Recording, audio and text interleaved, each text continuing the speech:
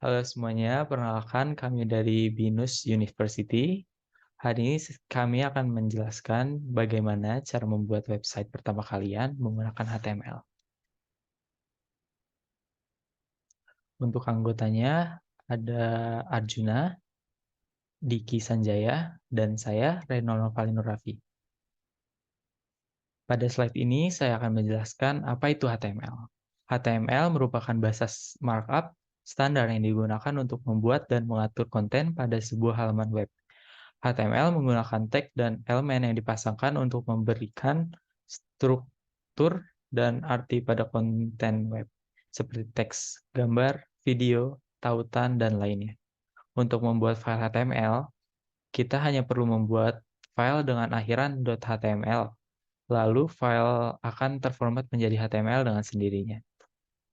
Untuk cara mendownload Visual Studio Code, pertama Anda bisa membuka situs web Visual Studio Code di https code.visualstudio.com. Kedua, simpan file yang diunduh ke komputer Anda. Ketiga, klik 2 kali pada file yang telah diunduh untuk memulai proses instalasi. Keempat, pada penginstalan, pilih terima untuk menyetujui persyaratan lisensi. Kelima, pilih lokasi penginstalan dan klik next.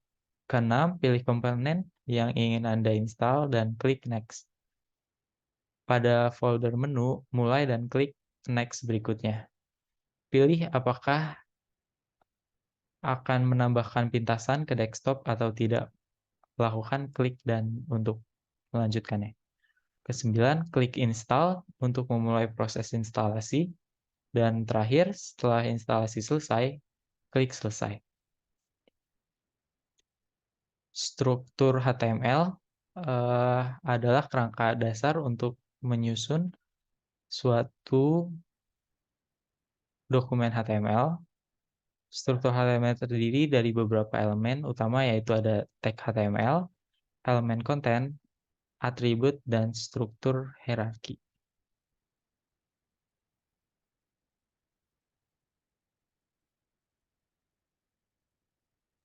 Oke, selanjutnya untuk elemen pada HTML. Oke, jadi untuk elemen pada HTML, sebelumnya HTML adalah sebuah bahasa markup standar yang digunakan untuk membuat halaman suatu website. HTML terdiri dari berbagai elemen yang digunakan untuk menentukan struktur dan konten dari sebuah halaman. Beberapa elemen HTML yang sering digunakan antara lain yaitu tag HTML. Elemen ini digunakan untuk menentukan dokumen HTML yang akan digunakan. Lalu di sini juga terdapat tag head, di mana elemen ini berfungsi untuk menentukan metadata dari dokumen HTML seperti judul, kata kunci, dan juga lain-lain. Lalu ada juga tag body. Elemen ini berisi konten utama dari dokumen HTML. Selanjutnya juga terdapat tag H1, H2, H3, H4, H5, H6 atau yang sering dibaca sebagai heading, di mana elemen-elemen ini digunakan untuk menentukan judul dengan level yang berbeda-beda atau dengan ukuran yang berbeda-beda. Lalu juga di sini terdapat tag P atau yang berarti paragraf untuk membuat suatu paragraf pada suatu website. Lalu juga ada span untuk membuat blok atau baris dari suatu komponen. Lalu B untuk membuat tulisan menjadi tebal atau bold. Lalu I untuk membuat tulisan menjadi italic.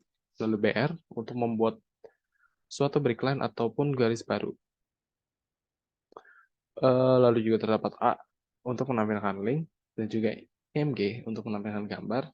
Lalu juga terdapat li atau list yang sering dibaca list secara ordered maupun unordered.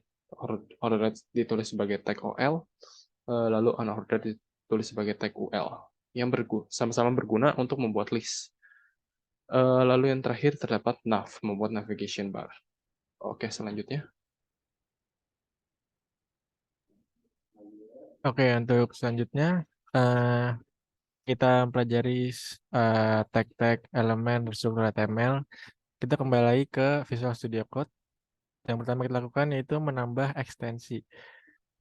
Untuk menambah ekstensi agar lebih praktis, kita membutuhkan ekstensi Live Server sehingga kita tidak perlu merefresh halaman website kita setiap kali membuat perubahan.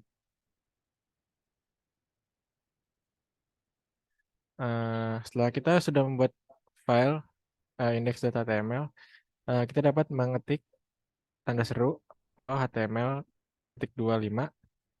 Setelah itu akan muncul autocomplete dari Visual Studio Code. Lalu kita hanya tinggal menekan enter, maka struktur default HTML akan dibuat dengan sendirinya oleh Visual Studio Code. Setelah itu kita hanya perlu mengklik tombol Go Live pada bagian kanan bawah VS Code untuk membuka HTML ke browser menggunakan localhost.